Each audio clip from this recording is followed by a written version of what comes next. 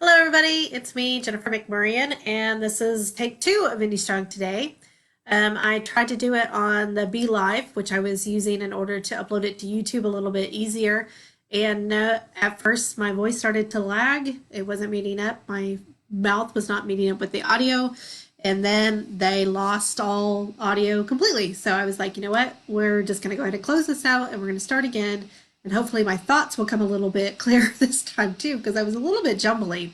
And I will just go ahead and blame Pauline now because Pauline has been my nemesis today. So if I sound a little raspy, Pauline, if I'm not thinking very clearly, Pauline can have something to do with this cat too. I don't know. I kind of feel bad for her because I kicked her off the back of my chair not long ago because she fell and like scratched my back really badly. And so I was like, okay, no more. Well, then she was trying to find another place for her place. And one of those places was my art table. And she barfed all over a work that I did that I was really proud of. And of course, I had to throw that away. I'm glad that it's great so far, Mary. Thanks for sticking with me. So I had to throw that away. She's been all over my desk.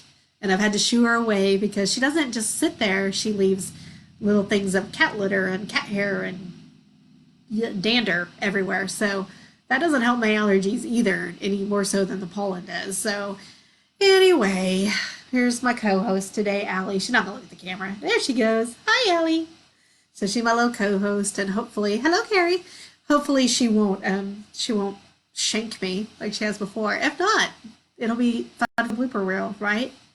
So okay, so let's get started. Welcome to Indie Strong. Take two. I am Jennifer McMurray and I am your host. Hopefully, we're helping each other become stronger authors together. I appreciate you all being here, so please take just a moment to either hit the like, love, laugh button. That shows the little bots that this might be something worth watching, so it'll show it to other people. And if you're on YouTube, which I really hope to upload to YouTube, no, I won't throw you away, Mary, if you barf on me. Please don't barf on me. That is not social distancing. I'm just saying. So if you're watching on YouTube, please hit the thumbs up button. And as always, sharing is caring. So please share this video. Hi, Jen. It's good to see you. Okay, we're gonna jump in. We're already 30 minutes late here, so let's go ahead and jump in. Last week I talked all about writing goals, and this week I want to talk about story ideas and how to find them. So for some storytellers, story ideas, they pop up into their brains like popcorn kernels all fluffy and full of yumminess. And others, they have to find their story, and that's okay. Do not be concerned if you have to find your story. Sometimes I have the kernel and I have to apply the heat, and other times I have to go to the pantry and see where the heck did I put those kernels at all. But either way, we'll find a way to get to those fluffy morsels of yumminess that popcorn is. So even if you're one of those artists, authors that don't have an issue coming up with story ideas, I do hope that you'll stay with me today because hopefully some of these techniques can help you if you get blocked. Now, I don't really believe in writer's block as an excuse. So every writer gets blocked. Every writer has to think, okay, what do I want to happen next? I don't know. And they kind of have to work through that. But if you're using writer's block as an excuse to not write for days, weeks, or even months, then that is a problem. If writing is your job, you need to make sure that you do it. And sometimes you have to work through those problems and those blocks. And so hopefully some of these techniques will help you get through them. So help you get through that writer's block. And don't forget, we'll have a moment of Jen at the end. So as I was writing this episode, though, I always have my notes over here. So I don't just ramble on and go down 400 different rabbit holes. With the notes, I only go down 200 different rabbit holes, okay? I realized when I was writing my notes that a lot of my suggestions require going out in public, which is something that we should not do right now. We are safe at home, so we need to stay at home. And so so some of these things will have to wait until after the quarantine is over. And I really hope that everybody is really listening to the advice to stay at home. I mean, go for walks, that's fine. Go for a long drive, that's fine too. But we really need to social distance. And the sooner we social distance, the sooner we can all go back to our regularly scheduled lives. And I just cannot say that enough. So I'm not just saying that to be like everybody needs to be a hermit like me. I'm saying that because I want to go back outside again. I'm tired of being grounded. Okay. So, so one of my biggest things when I'm doing story ideas or when I'm trying to come up with story ideas is people watching.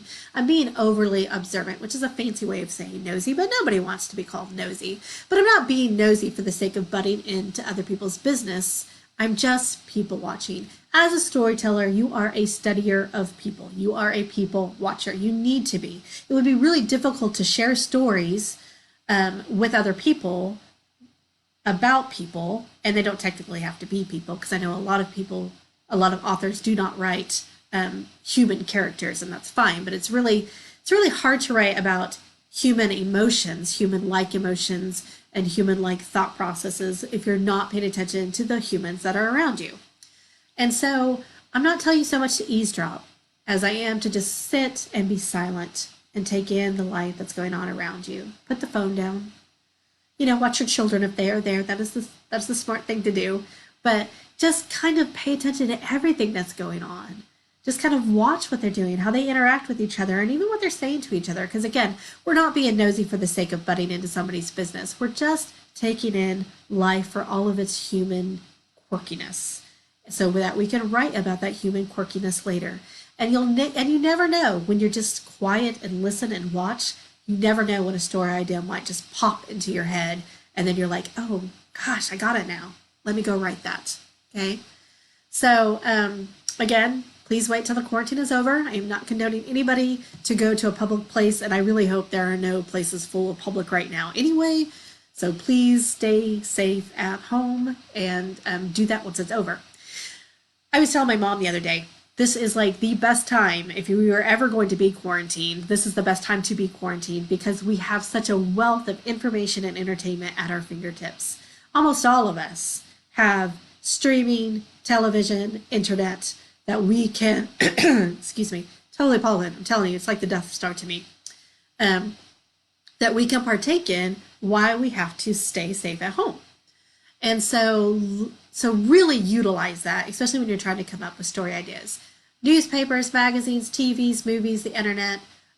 Right now, real life feels like a pretty decent piece of fiction if you really pay attention to everything that's going on. We can go visit France right now. We can walk through a jungle all by sitting on our butts. So utilize that. Peruse the internet. We all know how this works. You start with a single search. Let's say I start searching oak trees, and then by the time I get done, I'm researching the chupacabra. So what I'm saying is embrace that internet wormhole. Start by searching something that you are attracted to, something that sparks your interest, and then see where that wormhole of the interwebs takes you. See where you end up, and you could seriously find not one but quite a few story ideas. And that, we don't judge on who or what you're looking up on the internet. We're writers. It's all justified, right? Another way is music. Listening to music, and I mean really listening to music, not just having it on in the background while you're doing something else, but really listening to music.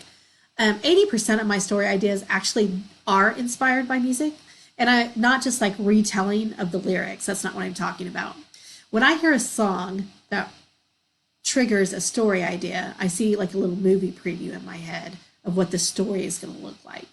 And often it has nothing to do with the lyrics. It has to do with the emotion that the song is invoking in me. And so this almost always happens while I'm driving and listening to music, because driving is kind of one of those things where you're thinking about, but you're not consciously thinking about it if you do it enough. And I do it a lot. Not as much right now, but I used to do it a lot. And so really hearing the songs, really hearing that music, really hearing those lyrics, it could evoke, if it's evoking emotion, it could evoke a story idea. Now, once that story idea pops in your head, especially if you're driving, write it down when you get to a safe place. But you should write it down anyway. One of the biggest lies that anyone tells themselves is they'll remember that later. We're not going to remember it later. I don't care how good your memory is. Write it down just in case. So I also listen to music that's in the background of TV and movies. if it's evoking an emotion for them or for like a mass audience, then I really try to listen to that song away from the movie or the television series and to see why it evokes such music and see why it evokes such emotion and see if there's a story there. So, so yeah, music is a huge muse of mine. Articles in newspapers, magazines, and even the nightly news. All of that can help with story ideas. One of my favorite news segments is On the Road with Steve Hartman, and it is always a feel-good story. And it's every Friday on the CBS Evening News with Nora, and it is always a feel-good story. Even now during a pandemic, he always finds a good news story to tell. And a few winters back, he did a story about how this man every day took a daisy to a bench in the park that was dedicated to his late wife. And no matter what the weather was, every day that he went, his path was always cleared of snow. And it didn't matter if it was these guys' days off. The story was about the gentleman who every day made sure that that man had a clear path in order to give his wife a daisy. And so it was a really heartwarming story about these men who saw how important it was for this little old man to continue this tradition. And that sparked a dozen different story ideas. And one I've actually written, and it's in Red Roses in Green Country, and I'll post a link in the comments as soon as we're done. It's called Daisies and Roses, and it's actually won a couple of awards. And so I'm really proud of it. But that was a story idea that was evoked by the nightly news On the Road with Steve Hartman. You know, it was a good news story, and it prompted a really good story in my head. Well, I mean, I think it's a good story. I'm a little bit biased, I will say that. So, you can also be inspired by other books, movies, and TV series, other storytelling. Now, I'm not saying to plagiarize, not saying that. It's illegal and it's rude. Please don't do that. But you can get story ideas from other people's creativity. For example, I'm a huge fan of Supernatural.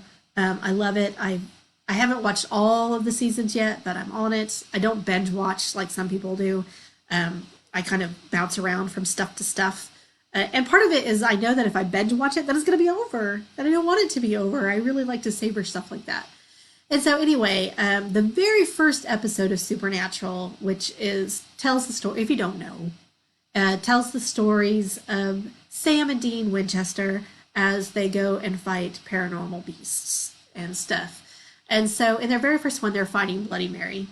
And this prompted a story idea about a woman down on her luck, her aunt who is afraid to leave the house and afraid of her own reflection, a creepy doll, and of course, Bloody Mary. The novel's called Hush, and I've been working on it for a very long time. I promise you I am working on it. The cover is done because my incredibly talented sister made it as a pre-made, and I was just like, I gotta have that because I have the story for it. And so the cover's been out there and it's been circulating for a while, and people are like, when are you gonna get that book done? Horror is not really my go-to genre, so I don't write it very quickly. but I am working on it. Getting that suspense right is tricky. It's very tricky. So anyway, I'm working on it. But the point is that Hush is nothing like the story that was it was nothing like the episode that was in Supernatural, but that episode sparked that story idea. Make sense? Okay. All right, so as far as social media goes, you can get story ideas from Facebook, Twitter, and Instagram, what people post. I know, Brandy's all like, Hush, it's such a good cover, you guys. I really want the story to do it justice, and I think that's part of where I get blocked myself is because the cover is amazing and I want the story to be amazing too. So I'm working on it. I promise I'm working on it. Okay, so social media. You can get inspired by what your friends post on social media on Facebook, Twitter, and Instagram. But my favorite place to go when I'm stuck is Pinterest. So it's all pictures, which visually really sparks something for me a lot of the time. So I go to Pinterest and I type in art. That's my favorite thing to type in the search bar. And then I see what comes up and I see what tells me a story. I also like to type in inspiration and inspirational places. Both of those things really spark my muse for me. They really spark my creativity, so I can almost always come up with something. If I know that I'm going to write about a certain subject, then say my next novella is going to be about mermaids, then I'm going to type mermaids into Pinterest and see what comes up. You can also do this with Google. Just be aware that not everything that pops up on your Google images will be family friendly. So last Thursday, I was doing a video chat with a couple of my friends of mine, and I was playing around with the screen share. And intentionally, I typed sexy men in images so I could show my friends cute guys. Okay, so I was just teasing around, just trying to get our mind on something other than all the sadness that has been happening in the world. And so I hit share screen, and then one of my friends pointed out that one of the dudes was actually naked. And I was just like, oh, did I just do that? I did. So I was just like, oh, so just be careful. Just be careful. You never know what Google's going to bring up, man. There's no lock on my Google. Let's just put it that way. My mom and I were teasing about our search engine histories and what people would think of us if they saw what we Googled in order to write our stories. So anyway, Pinterest, Google, just know there may be some nudity. I don't know. Anyway, since you're stuck at home, it's a great time to inflect on your own life. Embarrassing moments, gosh knows I've had quite a few. I just told you one, which I didn't even have to share, but it's a story. It's a story idea. Okay, who knows where that could go? But I use a lot of embarrassing moments, like in my books. I haven't had one really come together as a story idea yet, but I do use them. I do use them when people have embarrassing moments. I usually take that from my own life. I'm a klutz, y'all. There's no grace in me. I've had many embarrassing moments. So I've stepped on my tongue, both in good ways and bad ways. I've had to apologize for things that I've said when I've stepped on that tongue. Yeah, grace ain't got nothing on me. That's for sure. Since we're here at home, take this time to really think about your own interests. For example, I've always been fascinated by the Great Depression and the true grit that those folks had to have in order to endure those hard times. So it really wasn't surprising that my first novel, Quail Crossings, was set during that time period because it was something that I wanted to search. I wanted to look into more. And so that's a really good way to find those story ideas. And that kind of goes back with what I had said earlier about Googling something that you're interested in and seeing where the interwebs black hole takes you. Look at those small daily moments that capture your attention in life. And sometimes it's just one little thing. My daughter said something incredibly funny the other day. I guess it was a few weeks ago. We're in quarantine. Everything is the other day now. But it was a few weeks ago. We were eating Brussels sprouts. Both Mike and I really enjoy Brussels sprouts, so our kids have to endure them. And so we were eating the Brussels sprouts, and she said, "My tongue hates me so much right now." I mean, just like that. Snooty and all Valley Girl and everything. And so, of course, Mike and I both laughed. I mean, how could we not? But she still had to eat her Brussels sprouts. But anyway, I know, mommy. But a Junie B. Jones type of character popped into my head after she said that.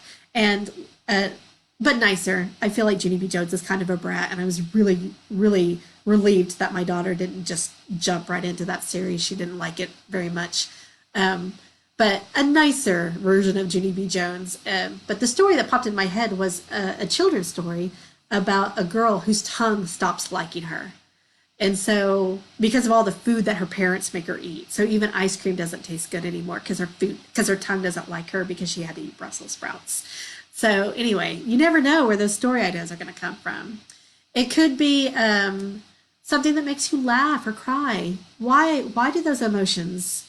I don't think Jen likes Brussels sprouts either by the emojis she just posted. They're yummy. I don't care what you say. They're yummy. Anyway, anything that makes you laugh or cry, why is it evoking that emotion? Is there a story there? Think about that. Your family history.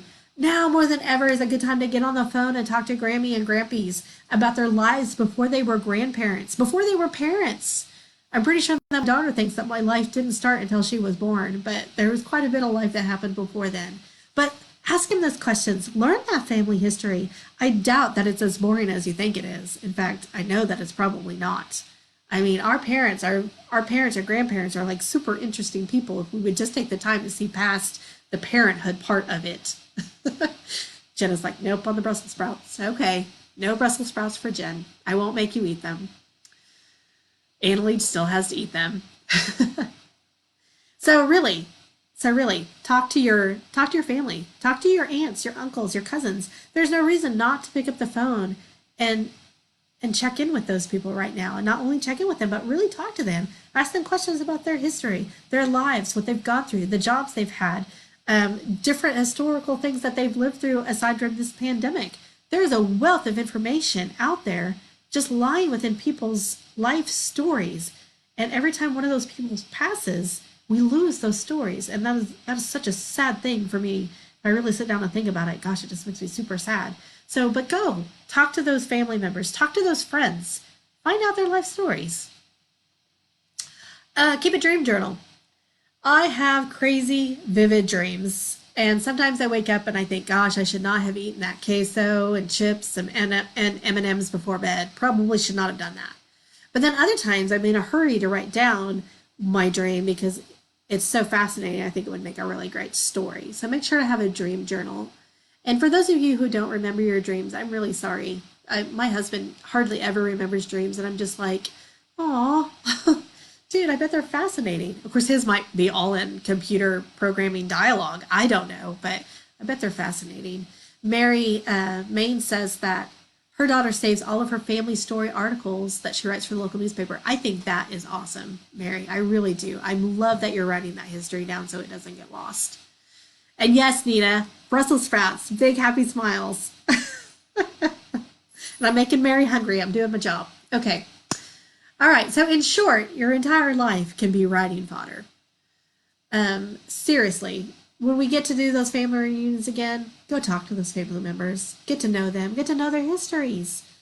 I'm telling you, people are very fast. People are interesting. They're interesting. Even the people in your family who are just so boring. Hey, talk to those people you're in quarantine with. You know, they might have had those lives before you that might make you go, And they might be willing to share a little bit more now that they know you can't run out of the house screaming. Just saying. All right.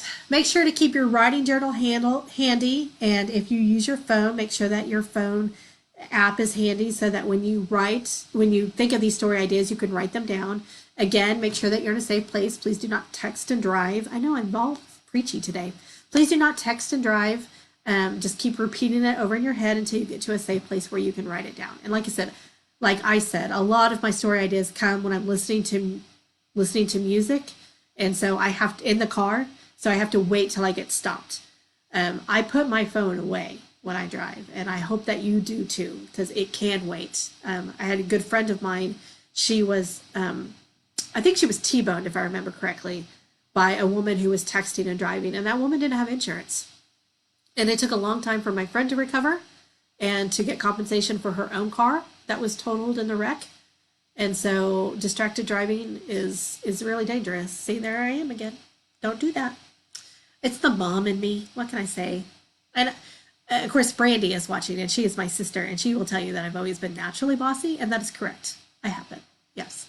So I own it. I prefer leader. I have good leadership qualities, but yes, I'm bossy. I know this. Okay. Now for our moment of Jen. And I really do hope that those story ideas, I really hope that the story idea techniques help you, whether you have writer's block or whether you just don't know what to write. I hope that they help you sit down and start that story, because your stories matter. If you feel the urge to write a story, don't let anybody tell you can't. Don't let the lack of a story idea right at that instant moment stop you, because it's there and you can do it. Okay, and your stories matter. If you feel the urge, you need to write that story. Okay, the moment of Jen. Oh yes, Nita Bashir just said, or you can talk it into your phone, your story idea. If you have hands off, you can do that. My car is old school. I don't have that, so I'd have to look at my phone to make that happen. But like Mike's truck, which is brand newer, that's right? Brand newer? Okay, whatever. Pollen. We'll blame the pollen on that one too. Which is brand new. Like he can just say, hey, Google, and then it will do what it will do. Okay. I do believe um, my phone probably does that too, but I don't know how it works, so I'm not going to get distracted driving trying to do it. But yes, if you know how to use that memo function without looking at your phone, like I would have to do, then use the memo function. That's a great suggestion, Nita. Okay, moment of Jen. So I spent a long time thinking about this since Thursday. And as much as I even hate to give these people a fraction of my time, I feel like there's a little backstory that's needed before I give you my moment of Jen. So last Thursday, I had to take baby bear to the doctor. He had a rash and he had a fever the weekend before. So we were trying to, we're just making sure he didn't need an antibiotic. So we had to go to the doctor. It wasn't something we wanted to do, but we weren't sure what the rash was because nobody wants to go to the doctor right now unless they absolutely have to. But while I was out and about, I noticed that people still were really not taking COVID-19 seriously. I was wearing a mask that was given to me by the doctor's office. My son was wearing a mask that was given to him by the doctor's office. We did not have any. But once we got them, we wore them. But as I was driving around town, as I was seeing other people, it really didn't seem like social distancing was happening at all. It was very frustrating.